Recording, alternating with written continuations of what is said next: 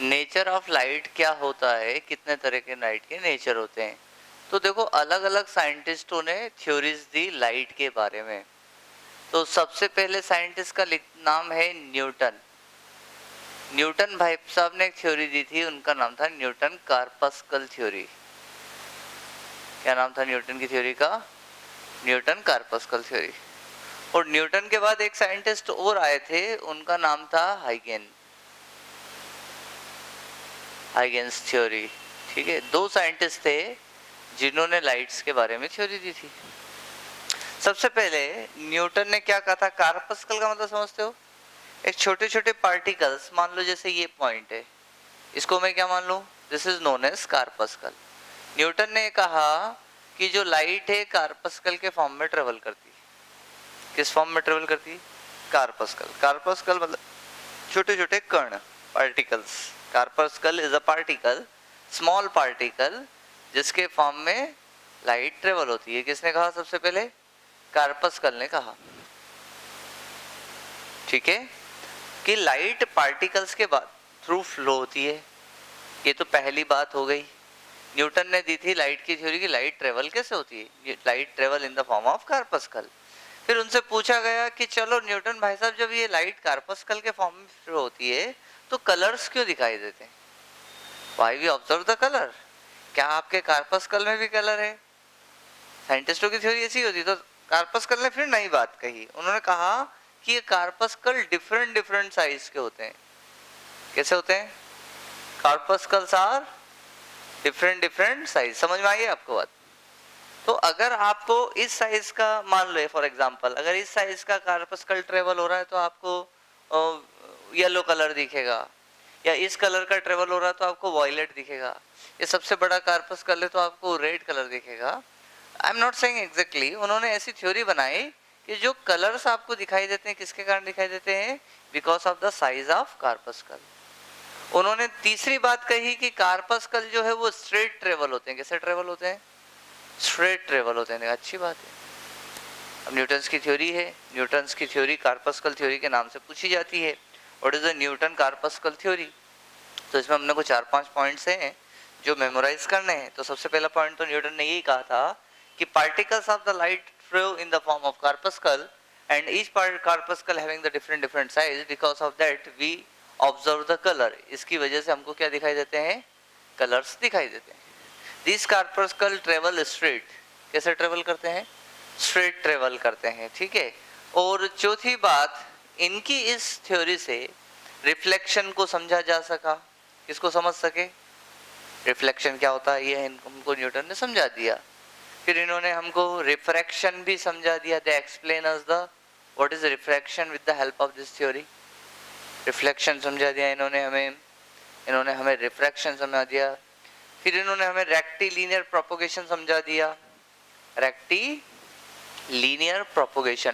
अब rectilinear propagation क्या होता है? रेक्टिलिनियर मतलब सीधी लाइन में, कि लाइट सीधी ट्रेवल करती है। The light travel in the linear format. ऐसा नहीं है कि वो घूम के जाएगी कहीं। उन्होंने कहा था कि लाइट कैसे ट्रेवल करती है? सीधी। जिस तरह से हमने लाइट की रेज देखी थी, क्या देखी थी? रेज। पूरा चैप्टर हम पढ़ के आए रे ऑप्टिक्स। वहां हमने लाइट की क्या बनाई थी? रे। कि light travel in the form of रे। तो कार्पस्कल थ्योरी जो है रे को सपोर्ट कर रही है कि light travel in the form of रे। पर उनका कहना था कि ये जो रे है इसमें क्या है? छोटे छोटे कार्पस्कल्स हैं। ठीक है। और कलर्स क्यों दिखाई देते हैं? कार्पस्कल की साइज की वजह से। और स्ट्रेट ट्रेवल करती है। उन्होंने रिफ्लेक्शन बता दिया, रिफ्रैक्शन बता दिया, रेक्टिलिनियर प्रोपोगेशन बता दिया। बट वो नहीं समझा पाए हमें इंटरफेरेंस। वो एक्सप्लेन नहीं कर पाए कि इंटरफेरेंस क्या होता है। और क्या एक्सप्लेन नहीं कर पाए वो? इंटरफेरेंस के बाद में वो हमको पोलराइजेशन एक्सप्लेन नहीं कर पाए। ठीक है। और पोलराइजेशन के बाद वो हमें डिफ्रैक्शन एक्सप्लेन नहीं कर पाए। ये सारी चीजें कौन एक्सप्लेन नहीं कर पाए?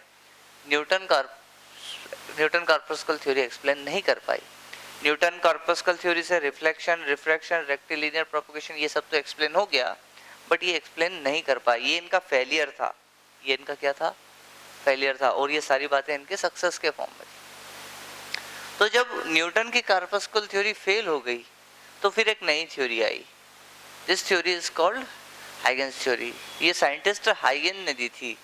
इन्होंने क्या कहा था, इन्होंने कुछ पॉइंट्स में थ्योरी बताई थी। तो इन्होंने सबसे पहले कहा था कि light travel in the form of wave. Light किस फॉर्म में ट्रेवल होती है? Light travels in the form of wave. Wave के फॉर्म में ट्रेवल होती है। अच्छी बात है। लाइट किस फॉर्म में ट्रेवल होती है? वेव के फॉर्म में ट्रेवल होती है। मतलब जो न्यूटन ने कहा था रे के फॉर्म में ट्रेवल होती है, वो तो इन्होंने गलत बता दिया कि नहीं, ऐसा नहीं होता है ना। लाइट किस फॉर्म में ट्रेवल होती है? वेव के फॉर्म में। तो फिर इसकी स्पीड क्या है? लाइट जो ट्रेवल हो रही है, what is the speed of light? तो उन्होंने कहा speed of light is 3 into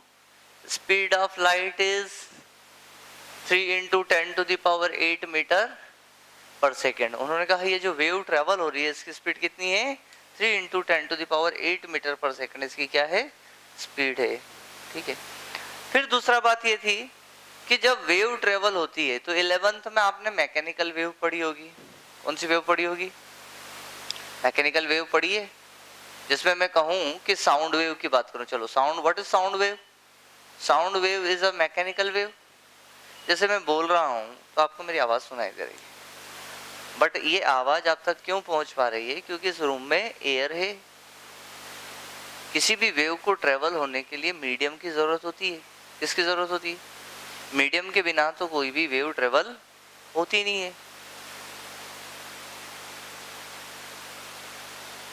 नहीं पड़ेगी ना। मान लो हवा नहीं है तो मैं उतना ही बोलता रहा हूं, आवाज को एक जगह से दूसरी जगह ले जाने के लिए मीडियम तो चाहिए, है ही नहीं मीडियम। ठीक है। तो इनसे पूछा गया, चलो अच्छी बात है कि लाइट वेव के फॉर्म में ट्रेवल होती, ठीक है, इसकी स्पीड इतनी है, ठीक है।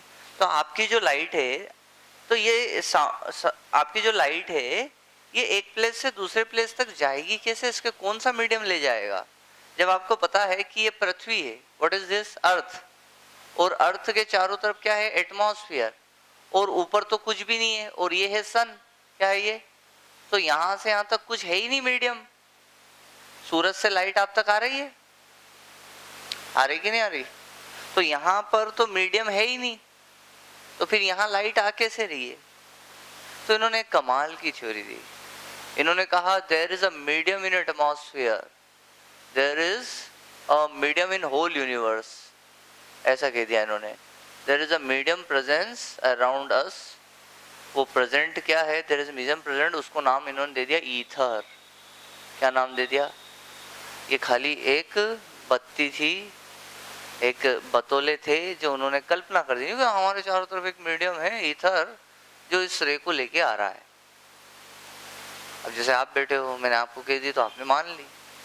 ऐसे उनने भी पहले की तो उनके साथ लोग बैठे, उन्होंने कहा हाँ होता होगा कुछ ईथर वीथर होता होगा। तो फिर पूछ ली उनसे ईथर कैसा दिखता है ना। जैसे हम कह रहे हैं कि हमारे चारों तरफ ऑक्सीजन है, नाइट्रोजन है, ये सब है, ठीक है, ओके। पर उनसे पूछ लिया कि अभी ईथर कैसा दिखाई देता है, तो फिर उन्होंने भाई एक बार अगर कुछ बोल दी तो फिर उसका पूरा जवाब देना पड़ेगा। तो फिर इन्होंने अगला जवाब दिया कि ईथर जो है कलरहीन है, ना इसमें कलर है, मासहीन है, वेट भी नहीं है इसमें, there is massless, colourless, everything is less here, but है, कुछ भी नहीं है फिर भी है। तो ये क्या है, यहाँ पर घिरा गए थे, घिर लिया इनको। बत्ती दे रहे हो साहब आप? क्या दे रहे हो? बत्ती दे रहे हो। क्योंकि इन्होंने यहाँ पर अब जब एक बार इन्होंने बोल दिया कि ईथर है, तो फिर इनको बताना पड़ा कि ईथर, फिर पूछ लिया व्हाट इज ईथर। इन्होंने कह दिया ईथर इज कलरलेस, है ना, मासलेस, मास भी नहीं है इसमें, कलर भी नहीं है, और भी जो भी बात हो वो उन्होंने बताई ईथर के बारे में। देखो इन्होंने लिखा है the whole universe with all matter and space is filled with a luminiferous medium that is called ether of very low density and very high elasticity. और ईथर की डेंसिटी क्या है? Low density, very low density. मतलब तुमको एहसास ही नहीं होगा कि ये है। और वेरी हाई क्या है इसकी? इलास्टिसिटी। अब इनको इनके हाथ में आया ही नहीं, उन्होंने सब बता दिया कि ये ऐसा है, ठीक है ना। Very low density and very high elasticity, that is called ether. पर ईथर आज तक किसी को मिला ही नहीं। फिर इनको मैक्सवेल ने घेर लिया किसने खेल लिया? मैक्सवेल को तो जानते हो ना, मैक्सवेल ने क्या दी थी? Electromagnetic wave. बत्ती दे गई इधर साहब तुमको। लाइट तो इलेक्ट्रोमैग्नेटिक वेव है। Electromagnetic wave doesn't need any medium for travel, क्योंकि ईथर नाम की कोई चीज है ही नहीं। ये सब मात्र इनकी कल्पना है, देयर इमेजिनेशन। समझ रहे आप बात? तो ऐसी थ्योरी किसने दी थी? हाइगेंस ने। और ये थ्योरी किसने दी थी? न्यूटन ने। इन दोनों ने दो तरह की थ्योरी दी थी। बट इनकी थ्योरी से फायदा क्या हुआ? इन्होंने थ्योरी क्यों दी? क्योंकि जो चीजें ये नहीं समझा पाए थे न्यूटन, उसको किन्होंने एक्सप्लेन कर दिया था? हाइगेन ने। कौन कौन सी चीज? इंटरफेरेंस इन्होंने एक्सप्लेन कर दिया था, इंटरफेरेंस को इन्होंने एक्सप्लेन कर दिया था, पोलराइजेशन को भी इन्होंने एक्सप्लेन कर दिया, डिफ्रैक्शन को भी इन्होंने एक्सप्लेन कर दिया। बट ना तो ये रिफ्लेक्शन समझा पाए, इनकी थ्योरी क्या नहीं एक्सप्लेन कर पाई, और क्या नहीं एक्सप्लेन कर पाई? रिफ्रैक्शन एक्सप्लेन नहीं कर पाए, और क्या नहीं एक्सप्लेन कर पाई? Quantum effect. कॉम्पटन इफेक्ट एक लाइट का इफेक्ट होता है, that is called Compton effects, Raman effects, ऐसे कई सारे इफेक्ट्स आए हैं, उनको इनकी थ्योरी एक्सप्लेन नहीं कर पाई। दैट्स व्हाई इनकी थ्योरी फेल हो गई। What is the main reason of failure of Huygens theory? एक तो ईथर सबसे बड़ा कारण रहा, फेल हो गया ईथर की वजह से, क्योंकि वो ईथर की दे गए, ईथर है ईथर है, ईथर तो मिला ही नहीं, तो इनकी थ्योरी क्या हो गई? फेल हो गई। दूसरी बात वो क्या कह के गए? ये सब एक्सप्लेन नहीं कर पाए, इसलिए इनकी थ्योरी फेल हो गई। तो यहां पर what is wave front? Wave front समझते हैं? अच्छा, फ्रंट समझते हैं? फ्रंट मतलब आगे। मान लो सैनिकों की टुकड़ी जा रही है, सैनिकों की टुकड़ी देखी है? A troop of soldier, troop of soldier देखा ना आपने? अटेंशन, आगे बढ़, देखी नहीं है? तो ये जो सबसे आगे सैनिक होते हैं, इनको हम कहते हैं फ्रंट। ये क्या है? फ्रंट। ये आगे बढ़ेंगे और पीछे वाले इसको क्या करेंगे?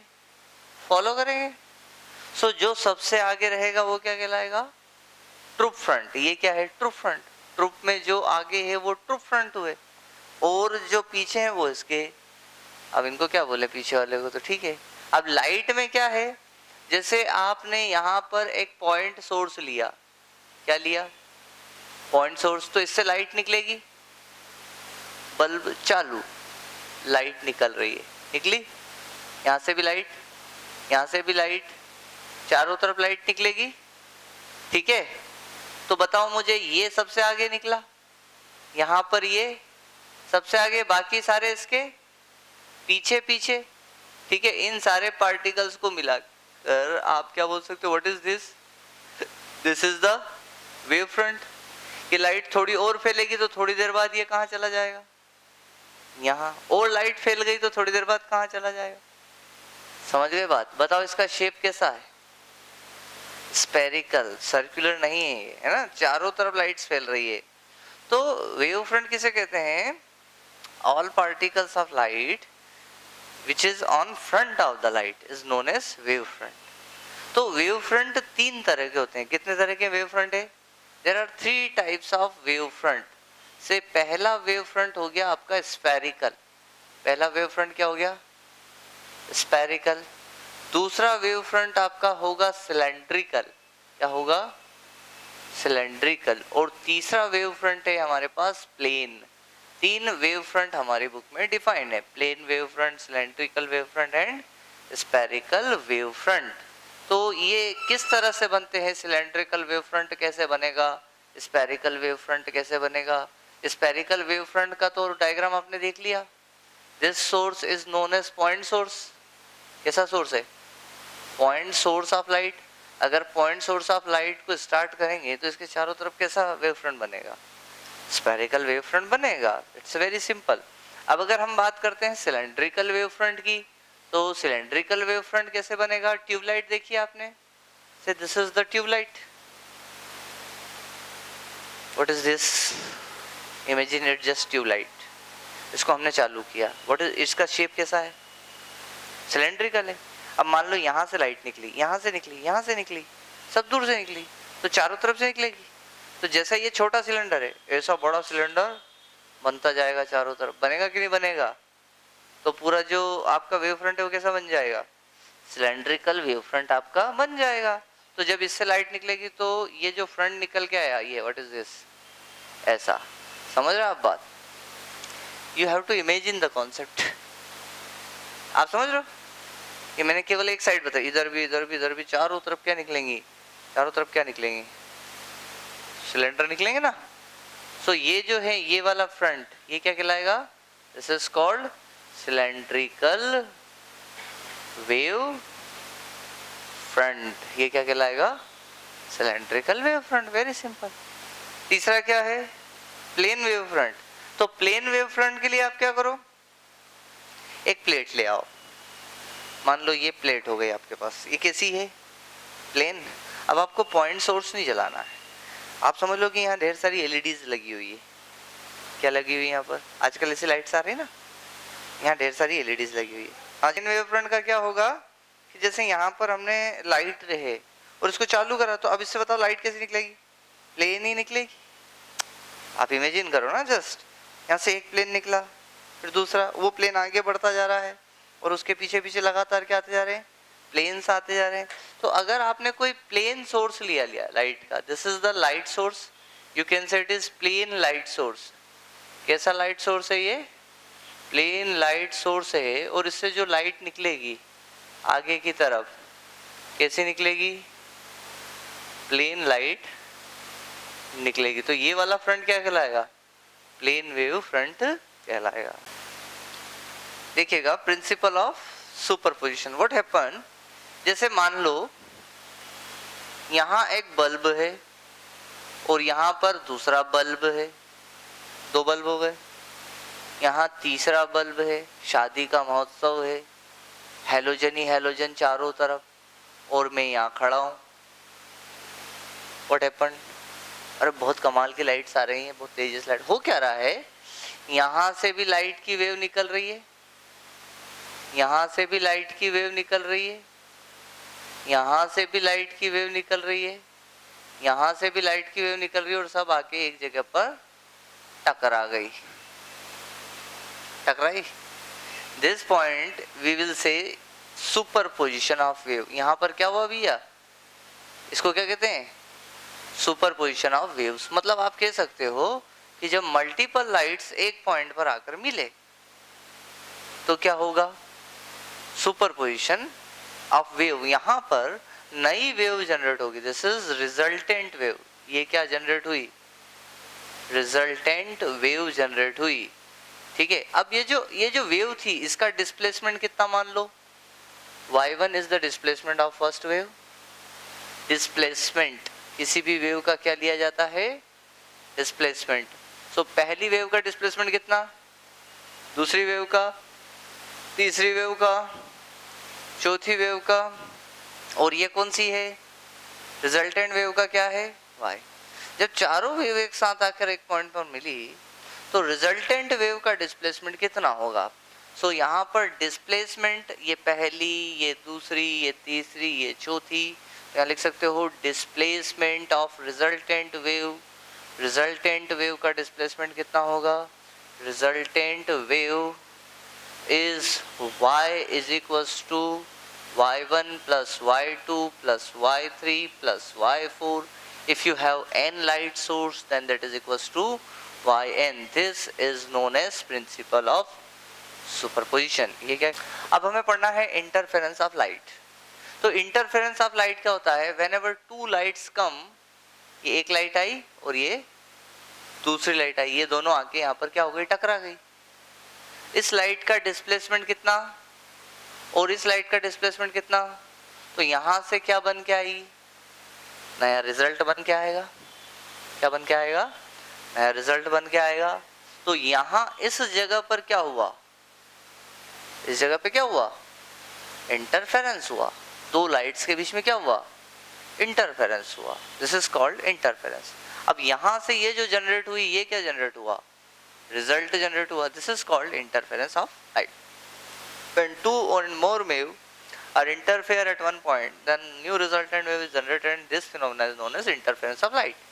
लाइट वेव्स हैं, लाइट क्या है, रे इंटरफेयर नहीं करेगी, रे तो इंटरसेक्ट करती है, रे क्या करती है, ले इमेज बन गई,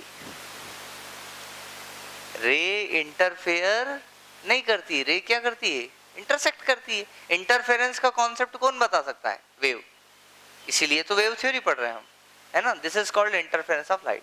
अब इंटरफेरेंस के दो टाइप होते हैं, कितने टाइप के इंटरफेरेंस होते हैं, एक होता है कंस्ट्रक्टिव और दूसरा होता है डिस्ट्रक्टिव। एक क्या होता है, कंस्ट्रक्टिव और दूसरा होता है डिस्ट्रक्टिव। कंस्ट्रक्टिव का मतलब साथ ही हाथ बढ़ाना, काम आगे ले जाना, और डिस्ट्रक्टिव का मतलब काम बिगाड़ना और बिल्कुल कुछ मत करवाना। समझते हैं क्या है इसका मतलब। से ये पहली वेव गई, ये वेव गई, this is the first wave, है ना, और इसी के साथ साथ दूसरी वेव आई, ये दूसरी वेव आई और ये यहाँ आके टकरा गई, टकरा गई। ये किधर जा रही थी, नीचे, और ये किधर जा रही है, दोनों नीचे जा रही है। तो अब जो नई वेव जनरेट होगी वो ज्यादा ताकत से जनरेट होगी। समझ रहे आप बात, दोनों क्या है, ये भी नीचे की तरफ जाने का प्रयास कर रही है और ये भी, मतलब they are in same phase. कैसे फेज में है, सेम फेज में है, दोनों एक ही साइड जा रही है। If interfere at same phase then interference is constructive interference. यहां देखते हैं, अगर एक वेव ऐसे जा रही है, ये गई गई, ये हो गई फर्स्ट वेव, और ये दूसरी वेव आ गई, दोनों टकरा गई। अब क्या होगा, ये तो उल्टा मामला है यार, इसको इधर जाना और इसको, तो दोनों यहाँ पर मामला क्या कर देंगे, खल्लास, काम बिगाड़ देंगे।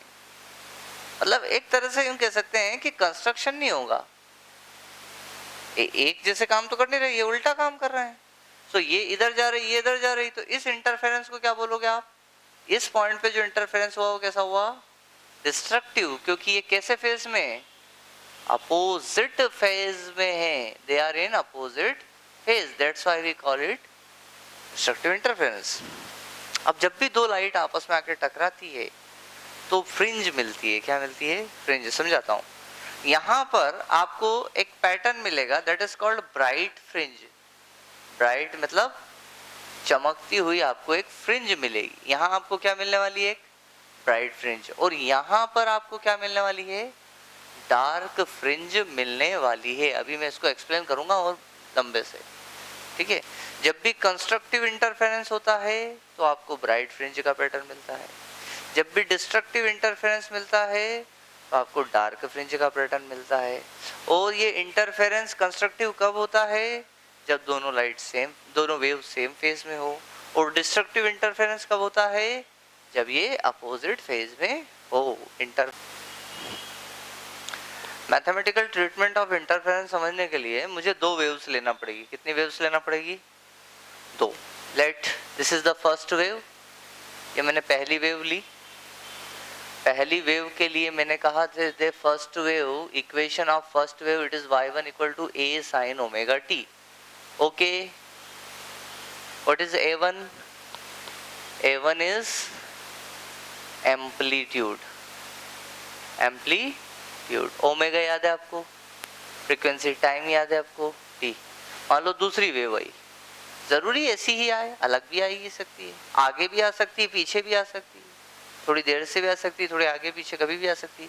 सो second wave, equation of first wave, ये क्या हुई, इक्वेशन ऑफ फर्स्ट वेव, फिर इक्वेशन ऑफ सेकंड वेव, आपने सेकंड वेव ली, that is y2, this is a2 sin omega t plus five, plus five मतलब 5 फेज से आगे, 5 फेज से आगे, there is a 5 is phase difference. 5 क्या है, फेज डिफरेंस। इन दोनों में कितना फेज डिफरेंस है बताओ, है ना, फेज डिफरेंस तो आप समझते हैं ना, फेज डिफरेंस बिटवीन वेव्स, इन वेव्स के बीच में कितना फेज डिफरेंस है, 5।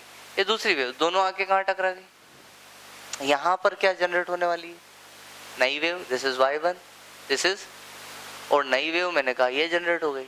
तो y1 इक्वल टू क्या था, a1 साइन ओमेगा टी, ये क्या है A2 साइन ओमेगा टी, तो जो नई जनरेट हुई उसको जनरेट होना चाहिए A3 sign omega t plus five, ऐसा ही है ना भाई। यहाँ फेस चेंज हो गया ना, यहाँ भी कुछ ना कुछ तो चेंज होगा। नहीं, यहाँ नई वाली को लिख सकता हूँ R sign omega t plus theta, मान लो ये जनरेट रिजल्ट है। तो प्रिंसिपल ऑफ सुपरपोजिशन क्या कहता है? बाय प्रिंसिपल ऑफ सुपरपोजिशन, अगर मैं यहाँ पर प्रिंसिपल ऑफ सुपरपोजिशन के कॉन्सेप्ट्स को इस्तेमाल करूँ तो बताओ, आपको अभी थोड़ी देर पहले ही पढ़ाया, प्रिंसिपल ऑफ सुपरपोजिशन से y is equal to what is this, y1 plus what is y, y is the resultant wave.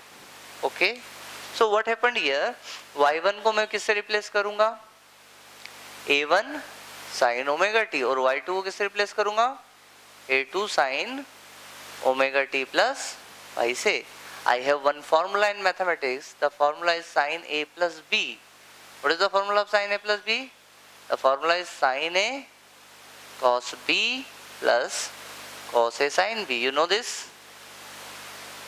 ये फॉर्मूला है, इस फॉर्मूले को यहाँ इम्प्लीमेंट कर दूं मैं, सो यहाँ इस फॉर्मूले को इम्प्लीमेंट कर दूंगा तो हो जाएगा a1 sin omega t plus a2, here I implement the formula, this is sin a that is omega t cos b that is phi, agree?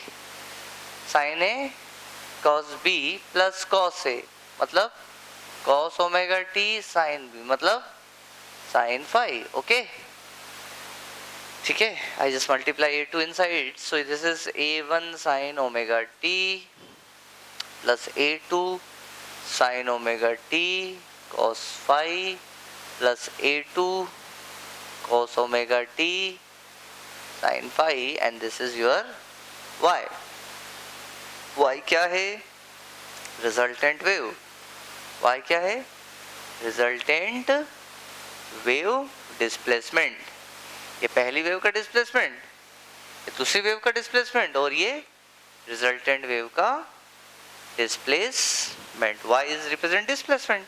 तो यहाँ पर a1 साइन ओमेगा टी, यहाँ पर a2 साइन ओमेगा टी। अच्छा, दोनों में sign omega T common ले लूँ, तो मैंने दोनों में से साइन ओमेगा टी कॉमन ले लिया, तो यहाँ क्या बच जाएगा और यहाँ क्या बच जाएगा, a2 cos phi कॉमन क्या आ गया, साइन ओमेगा टी कॉमन आ गया, तो यहाँ कौन बच गया, a2 cos ओमेगा टी, और यहाँ क्या बचा, साइन फाई बचा। ठीक है, दिस इज y। अब मुझे यहाँ पर एक तरकीब और भिड़ानी पड़ेगी, क्योंकि मेरे को तो लाना कुछ इस टाइप से है, इस टाइप से लाना मेरे को आ रहा क्या, इस तरह से नहीं आ रहा ना। तो मैंने क्या करा, ये जो a1 plus a2 cos phi है, मैंने यहाँ लेट किया, मैंने यहाँ लेट किया कि a1 plus a2 cos phi जो लिखा है इसकी जगह में r cos थीटा लिख दूँ। क्या लिख दूँ, r cos थीटा लेट कर लूँ। ठीक है, और मेरे पास यहाँ पर ये जो साइन फाई और ये जो a2 लिखा है, ये जो लिखा है a2 sine phi, a2 sine phi की जगह में लिख लेता हूँ r साइन थीटा, है ना। यहाँ पर here r and theta constant, ये दोनों कैसी चीजें हैं भैया, कांस्टेंट। ये मैंने जज करके एज्यूम किया कि ऐसा हम कर लेते हैं तो हमारा काम बन जाएगा। ठीक है, तो इससे क्या होगा, अब देखें आप, a1 plus a2 cos phi की जगह आपको क्या लिखना है, r cos थीटा, तो y इज इक्वल टू क्या हो जाएगा, ये r cos थीटा इंटू क्या हो गया, sine omega t plus a2 sine phi की जगह क्या लिख दूंगा मैं, r साइन थीटा, मैंने इसकी जगह क्या लिख दिया, r साइन थीटा इंटू में क्या, cos omega t. Is it clear. मैं यहाँ से r कॉमन ले लूँ क्या, if I taking r common out from there, then what is remaining here, y is equals to r common ले लिया, क्या बचा भैया मेरे बताओ, क्या बचा, cos theta sine omega t, फिर प्लस क्या बचा, sine theta cos omega t. बताओ फॉर्मूला हो गया क्या ये, this is the formula, sine a cos b plus cos a sine, sine a cos b plus cos a sine b, फिर से यही फॉर्मूला है, it is equal to sine a plus b। B, तो a की जगह आपने क्या माना, बी की जगह क्या माना, सो y इक्वल्स टू क्या आ जाएगा, r sin omega t plus theta, this is the resultant wave. अब तुमने यहाँ पर r और थीटा मन से माना है भाई, ये आपने लेट किया है, तो इसकी वैल्यू भी तो दो, इसकी वैल्यू देनी पड़ेगी। तो आप यहाँ पर चलो पहले इक्वेशंस बना लेते हैं, this is equation first, this is equation second, and finally this is equation third, and this is equation fourth.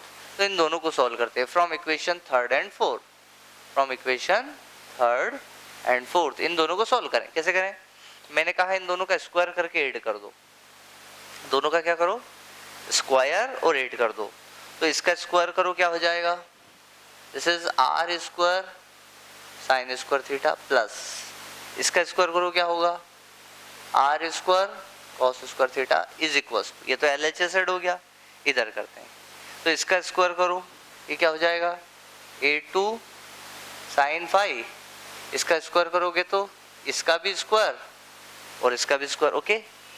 फिर इस पूरे का स्क्वायर करें, तो इसका स्क्वायर करोगे तो क्या हो जाएगा, ये A1 plus A2 cos phi का क्या हो जाएगा, आ गई बात समझ में, हमने इनको स्क्वायर करके ऐड कर दिया। तो अब यहाँ पर से आर स्क्वायर कॉमन ले लूँ, I just take R square common out, यहाँ बच जाएगा sine square theta plus cos square theta, it is equals to A square sine square phi plus A plus B का whole square.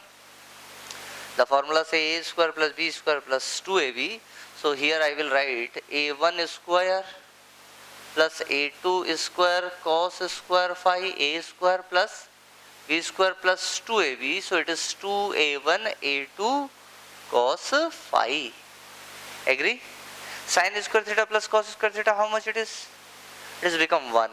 So it is only r square equals to, यहाँ a square sin phi है, यहाँ a square cos phi है, I just take a square common, what is remaining here? Sine square phi plus cos square phi, है ना। और फिर बचा आपके पास में A1 स्क्वायर, फिर आपके पास बचा 2A1 A2 कॉस का क्या फाई, ठीक है। So sine square phi plus cos square phi कितना हो जाएगा, इट इज हो जाएगा, ये हो जाएगा 1। So this is you have, और यहाँ A1 ये A2 है, ये कॉमन क्या लिया, A2 कॉमन लिया, यहाँ बच जाएगा आपके पास A2 स्क्वायर, फिर क्या बच जाएगा, फिर 2A1 A2 कॉस ऑफ क्या भाई, यहाँ से स्क्वायर हटाओगे तो यहाँ क्या लग जाएगा, अंडर रूट, अंडर रूट के अंदर क्या हो जाएगा, अंडर रूट के अंदर हो जाएगा A1 square plus A2 square plus 2A1 A2 cos का क्या phi. What is r, r क्या है भाई मेरे को बताओ, What is R? What is R? A1 क्या है, किसका, किसका, पहली वेव का। A2 क्या है, एम्पलीट्यूड किसका, दूसरी वेव का। R क्या है, क्या है, एम्पलीट्यूड किसका, रिजल्टेंट वेव का। So here R is amplitude of resultant wave. Note down this. Say intensity of light, किसी भी लाइट की जो इंटेंसिटी होती है वो उसके एम्पलीट्यूड के स्क्वायर के डायरेक्टली प्रोपोर्शनल होती है। Intensity of light is directly proportional to the square of amplitude of wave. मतलब you can say intensity is represented by I, amplitude of wave represented by A, तो I is directly proportional to A square. Is it clear? मेरे को बताओ, ये आपके पास एक wave है, so this is one wave, से ये आपके पास दूसरी वेव है और ये आपके पास तीसरी वेव है। मैंने कितनी वेव्स बना दी, 3 वेव्स बना दी। यहाँ पर इसकी इंटेंसिटी I1, इसकी इंटेंसिटी I2, इसकी इंटेंसिटी I3, किसकी इंटेंसिटी ज्यादा रहेगी, किसकी ज्यादा रहेगी, तीसरी वाले की क्यों रहेगी? आपने ये बात किस बेसिस पे बताई? इनके एम्पलीट्यूड के बेसिस पर. This is called amplitude, this is called amplitude, this is called, its amplitude is A1, its amplitude is A2, its amplitude is A3. So you can say here I1 is I is directly proportional to A square, तो I is equal to KA square हो जाएगा. तो यहाँ पर I1 is equal to हो जाएगा KA1 square, I2 is equal to क्या हो जाएगा K2 square, और I3 is equal to क्या हो जाएगा K3 square. समझ में आ रही बात? Which one has maximum intensity? This one has maximum intensity. Why? Because their amplitude is more. तो इंटेंसिटी का रिलेशन किससे है? एम्पलीट्यूड से. क्लियर? तो अब मैं मेरे पास यहाँ पर 3 लाइट आ रही है, से y1, y2 और y. y is resultant. ये दोनों आके टकराई तो नई लाइट बनी. तो इस नई लाइट की चमक बढ़ भी सकती है और कम भी हो सकती है. अगर चमक बढ़ती है तो इंटेंसिटी बढ़ती है. इंटेंसिटी बढ़ती है मतलब कंस्ट्रक्टिव इंटरफेरेंस हो रहा है. और अगर चमक कम हो जाती है मतलब एम्पलीट्यूड कम हो रहा है. और एम्पलीट्यूड कम हो रहा है मतलब क्या हो रहा है? डिस्ट्रक्टिव इंटरफेरेंस हो रहा है. कौन सा इंटरफेरेंस हो रहा है? डिस्ट्रक्टिव इंटरफेरेंस हो रहा है. ये बात क्लियर है आपको? तो अब मैं यहां पर इस डायग्राम में देखो R दिख रहा है. R इज इक्वल टू, अब मैं यहां पर लिख सकता हूं व्हाट कैन आई से, I1 is equal to KA1 square बोल सकता हूं, intensity of first wave. What I can say I2, I can say KA2 square बोल सकता हूं. ठीक है, ये बात क्लियर है? सो मेरे पास ये जो यहाँ लिखा है A1 square, A2 square, 2A1 A2 cos phi, इनकी जगह पर मैं क्या लिख सकता हूं? I can write here I, finally I को क्या लिख सकता हूं? KR स्क्वायर लिख सकता हूं. ये I1 क्या है? Intensity of first wave. I1 क्या है? Intensity of first wave. ये क्या है? Intensity of second wave. और ये क्या है? Intensity of resultant wave. तो रिजल्टेंट वेव की intensity I is equal to क्या होगा? This is K. और R स्क्वायर की जगह आप क्या लिख सकते हो? You can write A1 square plus A2 square plus 2A1 A2 cos phi लिख सकते हो या नहीं लिख सकते हो? You can write it is. So यहाँ पर I इज इक्वल टू क्या हो जाएगा? It is KA1 square, it is KA2 square, it is 2 KA1 A2 cos phi. ऐसा हो जाएगा. KA1 स्क्वायर को मैं क्या लिख सकता हूँ? I1. I can write it is I1. KA2 square को मैं क्या लिख सकता हूँ? I can write it is I2.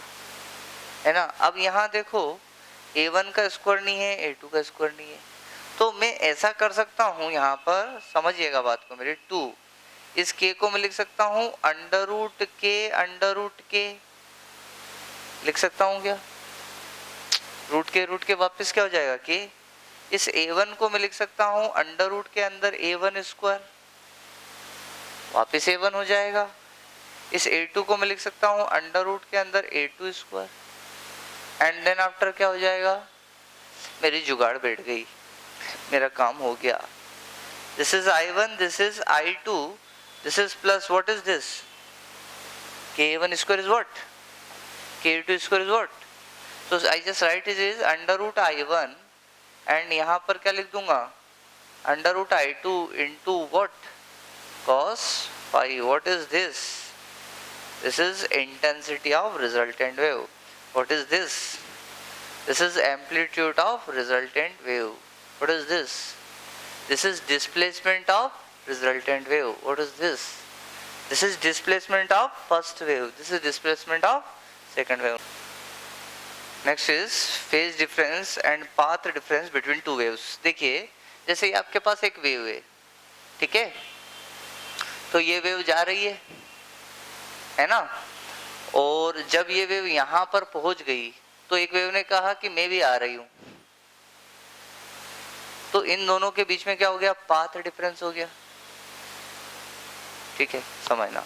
जैसे ये वेव इस रास्ते से कहां तक पहुंचेगी, यहां तक, और ये वेव यहां से कहां तक पहुंचेगी, यहां तक। बताओ ज्यादा किसको चलना पड़ेगा, लेंथ किसको ज्यादा कवर करनी पड़ेगी, इसको ज्यादा कवर करनी पड़ेगी।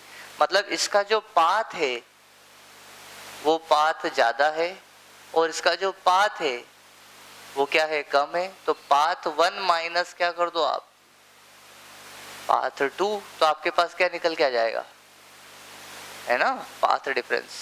क्या निकल के आ जाएगा, पाथ डिफरेंस। जैसे एक मंजिल है जिस पर दो मेंबर्स जा रहे हैं, एक को 10 किलोमीटर चलना पड़े और एक को 8 किलोमीटर चलना पड़े, how much path difference between them, 2 kilometre. ऐसे कह सकते हैं कि ये 2 किलोमीटर ज्यादा चला, ऐसे कह सकते हैं 2 किलोमीटर कम चला। इसको क्या कहते हैं, पाथ डिफरेंस।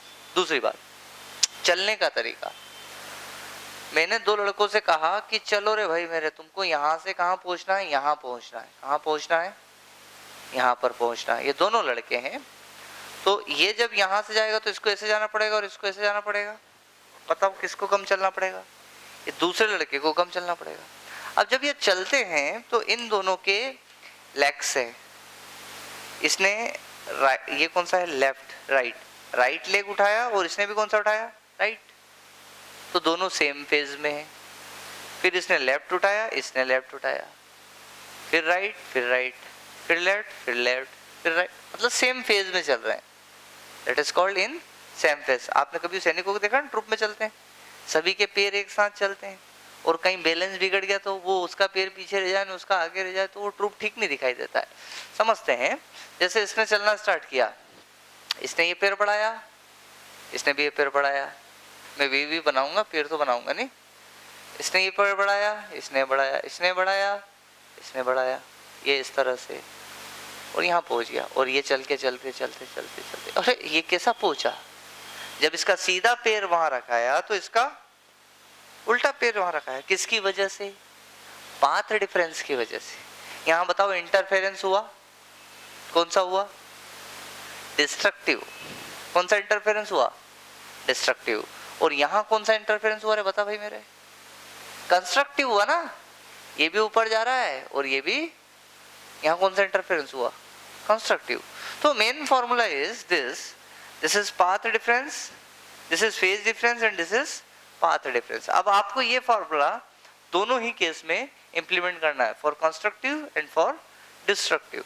तो कंस्ट्रक्टिव केस में अगर आप ये फॉर्मूला लगाते हैं, तो कंस्ट्रक्टिव केस में जब आपके पास यहां पर कंस्ट्रक्शन होता है, दोनों आके टकराए, इसकी इंटेंसिटी कितनी थी, इसकी इंटेंसिटी कितनी थी, और रिजल्टेंट इंटेंसिटी कितनी थी, आई। यहां पर इंटेंसिटी आपको मिलेगी मैक्सिमम, चमक बढ़ जाएगी, क्योंकि यहां क्या हो रहा है, कंस्ट्रक्शन हो रहा है।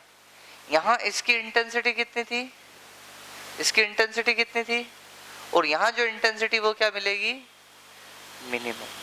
अभी हम ये डेरिवेशन के फॉर्मेट में देखेंगे। तो अब एक बात और मेरे को समझ में आती है, एक तो इस फॉर्मूले से, कौन से फॉर्मूले से, ये फॉर्मूले से, एम्पलीट्यूड का फॉर्मूला आपको पता है, this formula is of amplitude, and ये फॉर्मूला किसका है, इंटेंसिटी का। अब मुझे बताओ एम्पलीट्यूड और इंटेंसिटी किस पर डिपेंड करती है, amplitude and intensity depends upon cos phi.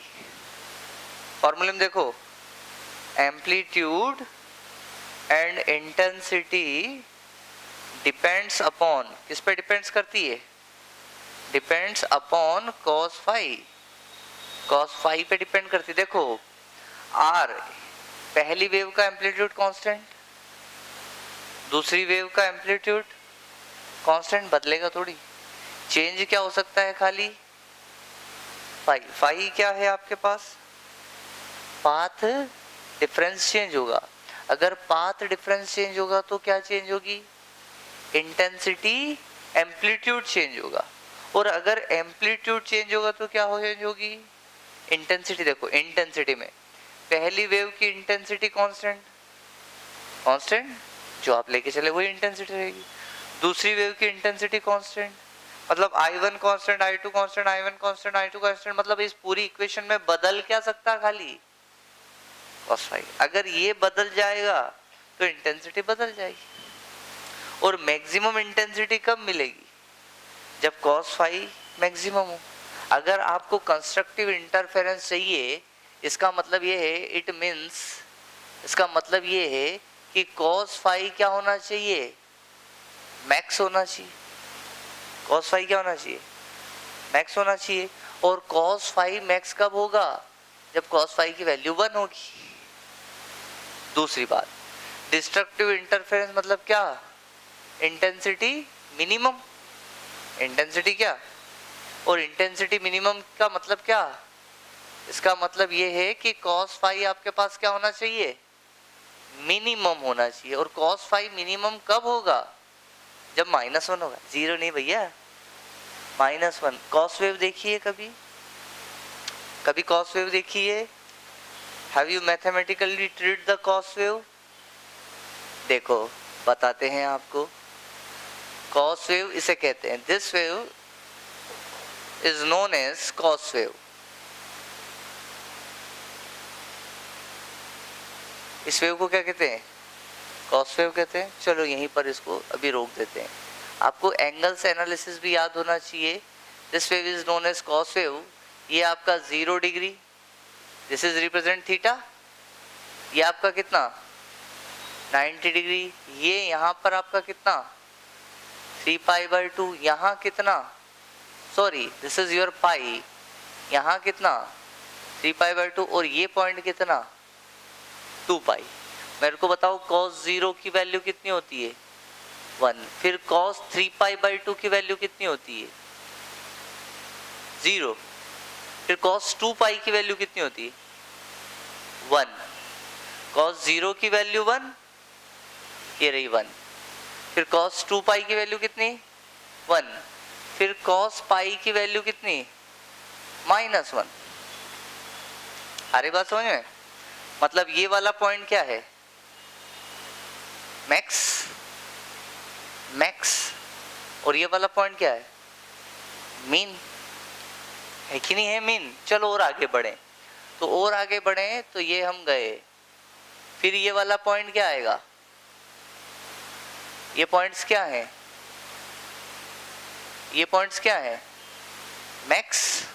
और ये जो नीचे पॉइंट्स मिल रहे हैं ये क्या है? ये क्या है? मीन है नहीं है? भाई ये जो मैंने ब्लू मार्क किए हैं ये सब क्या है? मैक्स पॉइंट है। और ये जो मैं रेड मार्क कर रहा हूं ये क्या है? मीन पॉइंट है। कौन सा पॉइंट है? मीन पॉइंट है। तो मेरे को बताओ cos 2π पे 1 हो गया। फिर ये वाला पॉइंट क्या आएगा तुम्हारा? ये क्या आएगा तुम्हारे पास? ये जैसे पाई आया, फिर 2π से फिर आप कितना बढ़ोगे यहाँ पर? फिर पाई बढ़ोगे। तो ये वाला जो पॉइंट आएगा आपके पास ये आएगा cos 3π। ये कितना आएगा? -1। फिर ये अगला पॉइंट, ये मैक्स वाला, ये पॉइंट कौन सा आएगा? ये cos 4π आएगा। ये फिर 1 आएगा। फिर ये पॉइंट कौन सा आएगा? cos 5π। ये कितना आएगा? फिर ये अगला पॉइंट कौन सा आएगा? cos 6π। ये कितना आएगा? आपको चेंज समझ में आ रही है क्या? Are you getting my point? से this point will be, this point will be max, this point will be max, this point will be mean, this point will be mean। तो आपको मैक्स मीन में समझ में आ रहा होगा। यहाँ पर ये जो 0 लिखा है, what is 0, what is 2π, what is 4π, what is 6π, this is you can say phi। ये आपके पास क्या है? पाई। और फाई को मैं यहाँ लिखूंगा 2n पाई। क्या लिखूंगा मैं?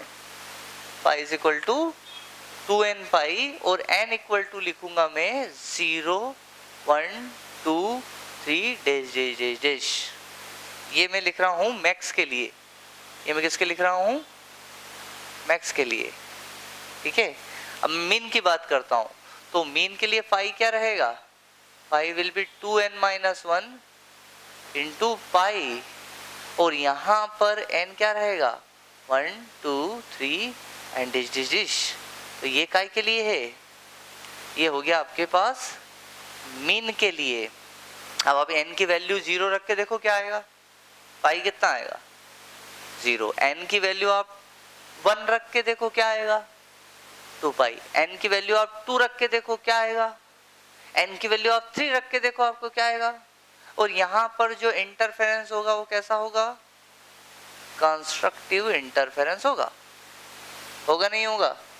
यहां पर आप n की वैल्यू 1 रखो क्या आएगा, पाई आएगा नहीं आएगा। 2 into 1 minus 1 it is 1, 1 into pi is pi। तो यहाँ पर कौन सा इंटरफेरेंस हो रहा, आपको मिनिमम पॉइंट मिल रहा है ना, तो कौन सा इंटरफेरेंस होगा, इंटेंसिटी डिस्ट्रक्टिव इंटरफेरेंस। यहाँ n की वैल्यू 2 रखो आप, तो 2 into 2 4 minus 1 कितना 3, क्या गया 3 पाई। 3 पाई पे फिर क्या है, फिर मीन है। फिर आप यहाँ 3 रख के देखो 6 minus 1 5, फिर मीन है। मतलब यही है कि फॉर कंस्ट्रक्टिव इंटरफेरेंस जो फाई है आपके पास, फाई कितना होना चाहिए, फाई 2n पाई होना चाहिए, और n होना चाहिए 0 1 2 3। और फॉर डिस्ट्रक्टिव इंटरफेरेंस फाई कितना होना चाहिए, कितना होना चाहिए 2n - 1 इंटू पाई। इसे 2n का मतलब होता है इवन, और यहाँ 2n - 1 का मतलब क्या होता है ऑड। इवन मल्टीपल ऑफ पाई और 2n - 1 मतलब ऑड मल्टीपल ऑफ पाई, ये होना चाहिए। तो ये आपके पास फाई इक्वल्स टू हो गया 2n pi, n equals to 1 2 3 कुछ भी रख सकते हो। और यहाँ फाई इक्वल्स टू आ गया 2n - 1 pi, n equals to 1 2 3 आप कुछ भी लिख सकते हो। यहाँ तक नोट करो। फिर यहाँ से आप देखें, अगर आपको यहाँ से पाथ डिफरेंस का फॉर्मूला बनाना हो तो पाथ डिफरेंस क्या हो जाएगा आपके पास, path difference is equals to lambda upon 2 pi, lambda upon 2 pi into phase difference, ठीक है। So path difference is delta, this is lambda upon 2 pi into it is phi. अब पहला इंटरफेरेंस कंस्ट्रक्टिव है, कंस्ट्रक्टिव के लिए मैं बता चुका हूँ फाई क्या होना चाहिए 2n पाई। 2n मतलब इवन मल्टीपल ऑफ पाई, ये आपने यहाँ देख लिया है ना, पाई कितना होना चाहिए 2n पाई। सो फाई की जगह आप क्या लिख सकते हो यहाँ पर, it is lambda upon 2 pi into यहाँ रख सकते हो 2n पाई रख सकते हो, ठीक है। पाई से pi cancel out, so delta is equal to आप लिख सकते हो 2n into lambda by 2। Here what is n, n is equal to 0 1 2 3 ये होंगे। तो बताओ 2n क्या होगा, इवन नंबर, 2n क्या होगा इवन नंबर, और ये क्या हो जाएगा लैम्डा बाई 2, और ये क्या है पाथ डिफरेंस। तो आप सिंपली कह सकते हो for constructive interference path difference is even multiple of lambda by 2, कह सकते हो। आप क्या कह सकते हो कि path difference is even multiple of lambda by 2। अच्छा, डिस्ट्रक्टिव इंटरफेरेंस की बात करें तो डिस्ट्रक्टिव इंटरफेरेंस में फिर से ही फॉर्मूला से path difference is equal to lambda upon 2 pi into phi. This is path difference, this is phase difference. अब हमने पहले डिस्कस कर लिया है कि फाई कितना आना चाहिए 2n - 1 into pi. So delta is equal to lambda upon 2 pi and phi की जगह आ जाएगा 2n - 1 into pi. What happened, pi से pi cancel out, so delta is equals to 2n - 1 into lambda by 2. What is n here? n will be 1 2 3 4 and up to infinite जा सकते हो। so 2n - 1 कैसा number बनेगा, odd number बनेगा। तो here for destructive interference path difference is odd multiple of lambda by 2. You can say here path difference is odd multiple, कैसा multiple, odd multiple of lambda by 2।